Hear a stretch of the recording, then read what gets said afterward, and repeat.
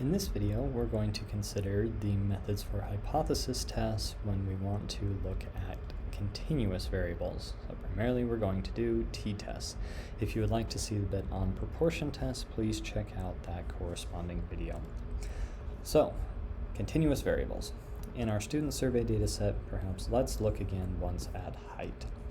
Now, for hypothesis tests for continuous variables, R wants all of the data. So we're going to pass in just everything under height. Now for t-test, you can see up here there are some different options. We again have alternative, we have x and y, okay. Something that we may be interested in, or something that we need to specify in this first case of testing height is mu.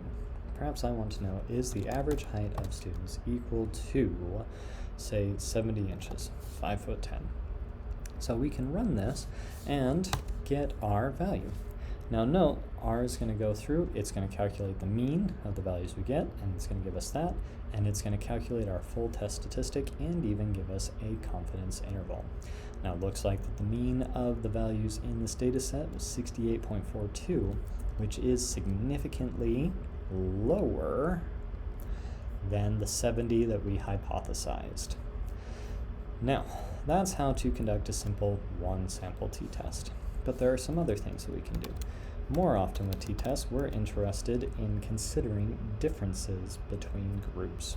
So perhaps I want to, once again, do height, but do we think that maybe height is different amongst those that smoke and those that don't? It's a nice continuous categorical variable we can split by into two groups. And R actually has two methods for entering this data in. One I found to be more simple. One is to specify x and y variables, where those are each group separately.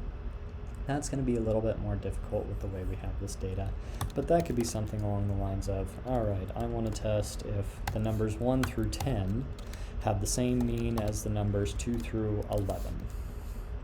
Now if I do this and run this, it's going to calculate the means of these two groups, it's going to conduct a t-test, everything along those lines. So if you have two different sets of data for your two different groups and you want to compare them, you can go ahead and enter things that way. But what I tend to see more often is we have all of our data and we have one continuous variable we're interested in and then a categorical variable we want to split by. And if we have this, we can use the equation notation in R. And so what I'm going to do is specify my continuous variable I'm interested in, and then put a tilde, and then specify the categorical variable that I want to test against. So if I do this, then we can see, okay, now we're going to split, we're going to look at height between the two levels of smoking status. And if we run this, we're going to see, oh, the mean in group no, the mean in group yes. And interestingly, we do see that they're different, but not significantly so. So this is a method that we can conduct a 1 and a 2 sample t-test. We don't really have a good variable in our student survey data set that would work for us. Actually, perhaps, let's consider this. Our last variable, our last test that we might consider a t-test is a paired t-test, where I have each value, each observation for two variables is paired, is within the same individual in this case, the undeniable pairing. One individual is more similar to themselves. Perhaps I want to see if there tends to be a difference between verbal SAT scores and math SAT scores. Does one tend to be higher than the other? Well, we're going to use that x and y value, or option that we had before, and so I'm going to pass in x is my perhaps math SAT, and then y is going to be my verbal SAT. Now to do a paired t-test, we need to change one last thing. You may have seen that option. We need to specify paired equals true. This is going to tell R, hey, everything in x matches exactly with the corresponding observation in y. Do note that if you have different length variables in each of these, R is not going to run this. It's going to crash. So with these, we can run this, and now we see, looks like the mean difference between the two is actually 15. So it looks like we do see significantly higher scores in one group compared to the other. Very interesting to see there. All right, as one final option, there is this var.equal equals false argument here. If you wish to, this is one to kind of a more advanced approach that can be used. Do we assume that the variances between the two groups are equal? If they're true, then we used a pooled variance.